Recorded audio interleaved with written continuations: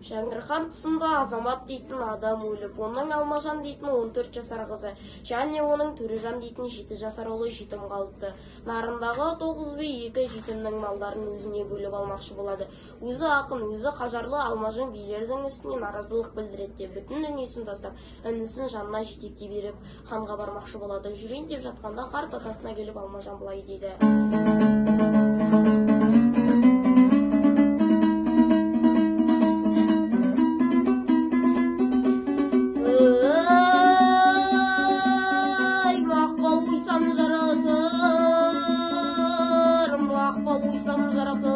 алтын сандық зерігерге ғызырлық етсем жарасар. Сөйлеген қызыл тілдегі сұмырай туған қыз Алмаш, құрбан болсаң ұнатпас балуан ата тілдерге. Уақыты оның біткен соң қарамай кетті қапқорым, бақшада қызылды гүлдерім. Бұлбұл ұшып кеткен соң жарықтан шығып тапылдым, қараңғы тұман түндегі құдіреті күшті Алланың әмірі болып біздерге. Әкем менің бейбақ дауана болып біздерге, бар сенгенім 9 би өзіме қарап тап берді. Қорғаулы қара таппадым, шығайын енді кімдерге, атамнан қалған малдалды, мойныма қой кінәмді жазып не билер сіздерге. Алтын соққы қылышым баузіліп түсті белімнен, дүбір тұлпар арғымақ басына шығарбаған жерімде. Құсы ұлық бидайлық шарық ұрып көкке шығып, малапан үйрек қазбен көтеріліп ұшпас көңілінен. Суысыма шай ішіп басыңдағы бал жеген, күніме жетпей айырылдым 2 бірдей терімнен. Әкем өзі кеткен соң адан нәлет 9 би адалыстырды жөнімнен, адастырмай немене зорлық етіп айырылдым. Ата бір қоныш жерімнің сөйле билер сөз қалмақ, Алмаш арыз көзімнен. 2 бірдей жетімді жайықсыз жерде жылатып, қорқыныш жоқ 9 би нәубет кезек өлімнен. Есік алды көктерек сөз сөйлейді тіл безіп, балуан ата ерәли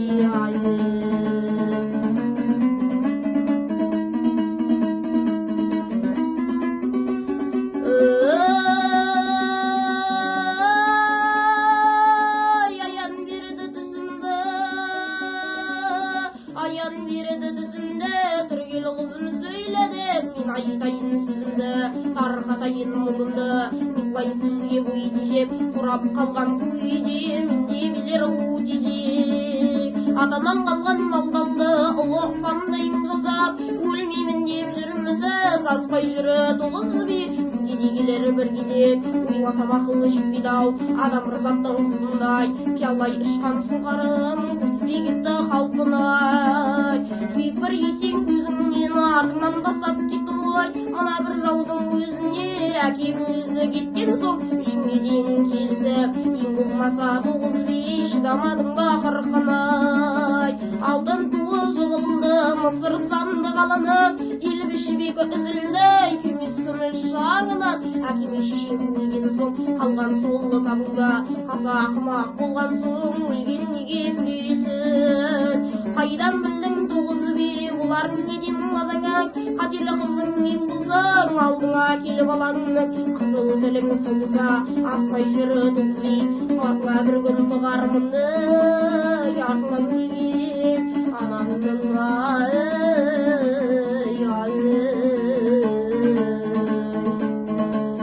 ағыныр менің қара кер, шабуыл салсам шығар тер. Уақыты оның біткен соң 9-ға жетпей төгілді, өндіре салды алтын сер. Жасында еткен жақсылық бірінде билер білмеді ау, нарында 9 залымнан қайдан өткен бұлтау сер. 2 бірдей жетімді түс көргендей түңілді, бауы суы қара жері Жәңгірханның неті. Жетімді қолдан жетелеп қызы да кетіп барады, қамқоридің әтеке көрсең қолың бере бер. Алтын ел жарсам жарасар, қарамауыт жаманға арғымақ жықсам жарасар.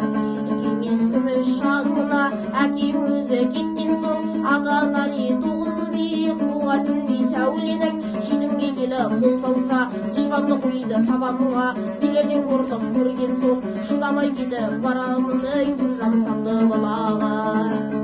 Басыма жатарлық келген күн шығарма жаным қалай деп қасыма бірі келмеді жан жолдасым жеңешем толықсыған көңілім бірінде тимай өлмеді жан білмеген жас басым жалғыз кетіп барамын атеке көрсем сәлем-ай қайраты қандай жігітке қасыма бірі ермеді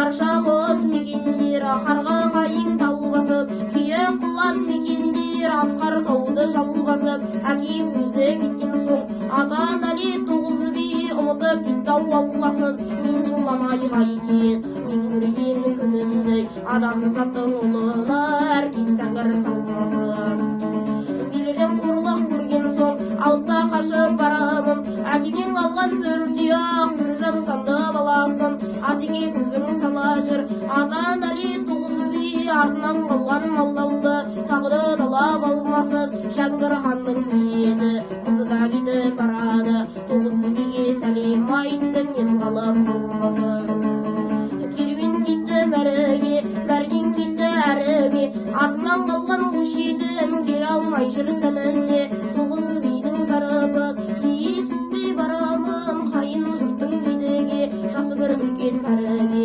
көріскенше күн жақсы қошаман болыңыз. Алмажан қарт атасына осы сөздерін айтып жаяу жол жүріп кетеді. Тым батады, қалың қамысқа тап болады. Інісі әрі қорқып, әрі жылап отырғанда Алмажан апасының айтқанда сөздері.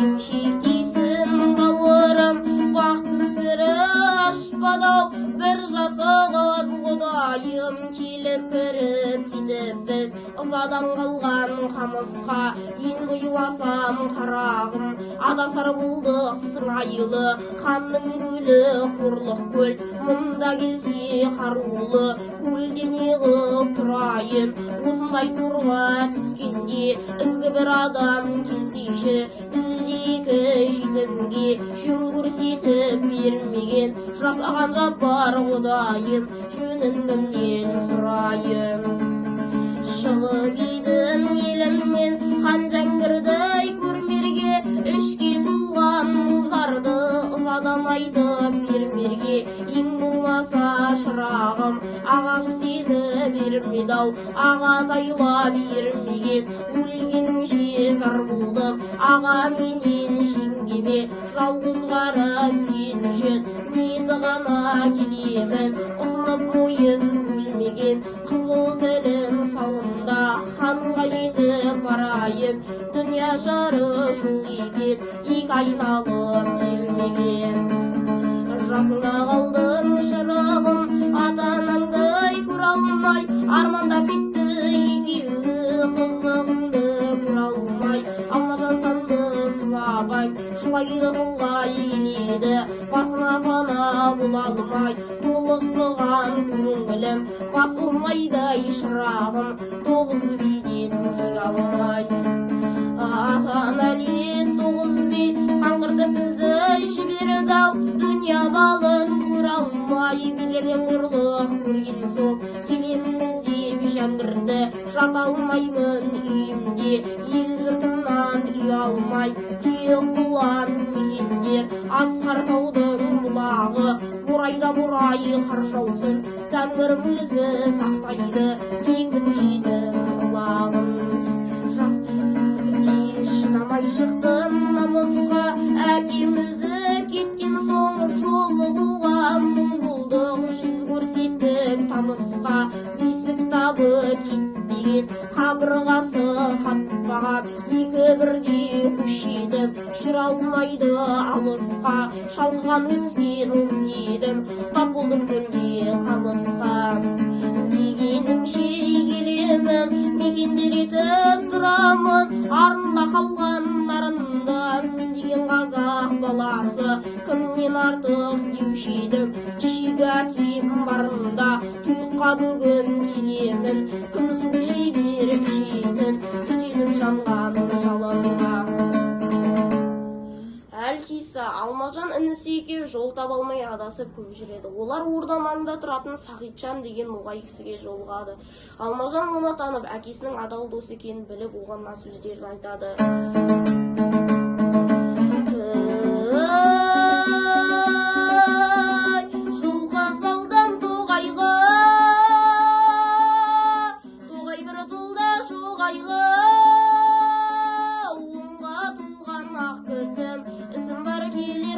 оңайға ісім келмесе, осындай игі жақсы адам шақырсаң да жолын жолайма. Елінен безген ош етім, Құдай айдап кез болған, әкемнің досы мұғайға. Кешегі әкем барында арғымақ мінген жорға деп, әкем өзі кеткен соң әуле қойды сыйында. Еріп бауыра қолда деп, қолда немене, аян берді тісімде, түргел қызын сөйле деп, мен айтайын сөзімді, тарқатайын мұңымды. Не қылайын сөзге ой тежеп, құрап қалған қойде, шырайымды көргенде байланып бен тұрмайын. Әкеміздің досы Сағитжан мұғай болмады.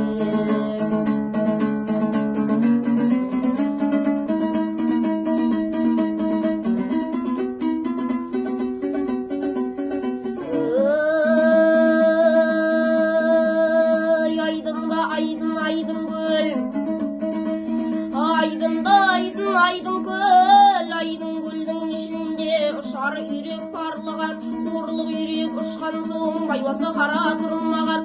Еңсесі биік ақ бұзы түгілі қалды нарында, қайырсыз болды оңбаған тоты құстай келтіріп, еркелеп өскен қыз алмаш. Күні бір күн болғанда мұна тұрған қыз алмаш, қуғамысты паналып көлден көлге зырлаған. Сағитжан аға, білмейсіз жөнімді саған айтайын, азамат ердің қызы едім, менің атым Алмажан. Менің атым Алмажан, сізге келген уақытым 9 жасар бал едім, тұлым шығын шалмаған, өспей кіріп сұм басып 14-ме келгенше Салиха қызы болдым деп, жібек шашы талдаған. Кешегі кеткен әкемнің ерлігін онан сұрасаң, ер әлиден кем емес, өзі дегені болмаса пенде тілін алмаған. Ақлы артық арстаным осы биді байтақтан, үзілсе арқау шалғаған, достың опат болған соң орнын ұстай тұрарға пиала ескен қолымнан сұңғарым ұшып кеткен соң. Нарындағы 9 би мал қойымды бөлмеген, нарындағы 9 би мал қойымды бөлмеген. Екі бірдей жетімге жаның шықса өл деген, келіп едім даңқыммен Жәңгір ханның хұзырына, алып барып көрсетші, арызымды айтып берейін. Тыңдамаса арызымды, бұл қорлықты көргенше қаңғып жүріп өлейін.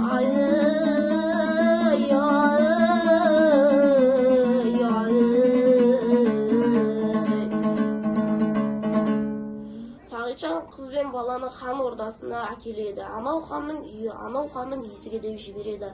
Алмажан інісін жетектеп ханның есігінің алдына келгенде, ханның билері Алмажанды ханға жібермей тұрғаны. Сонда Алмажанның айтқан мына сөздері: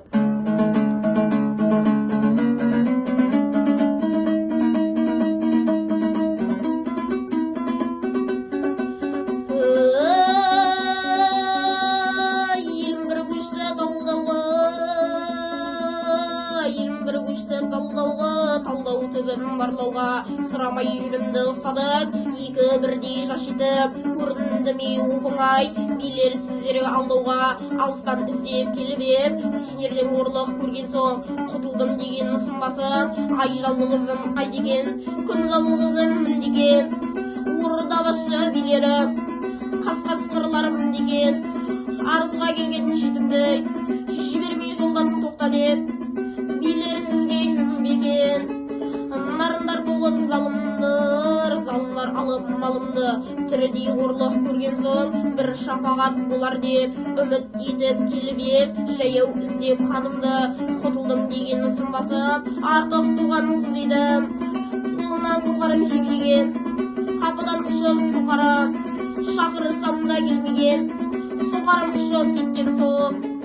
Нарындағы 9 би мал қойымды өлмеген, екі бірдей жетімге жаның шықса өл деген. Келіп едім даңғымен Жәңгір ханның хұзырына, алып барып көрсетші, арызымды айтып берейін. Арызға келген жетімді жібермей жолдан тоқта деп, параң болса бер деген, қоя бер билері жүнімді. Қалжыңдасып тұратын үйімдегі жетімдермен. Әлкис бұйырса, жетімнің күні қайда барса да сол баяғы жетімдік екенін айтылған, оны көріп жүре беретін. Алмажан інісін екеуін ханға жібермей кері қайтарып жіберген екен.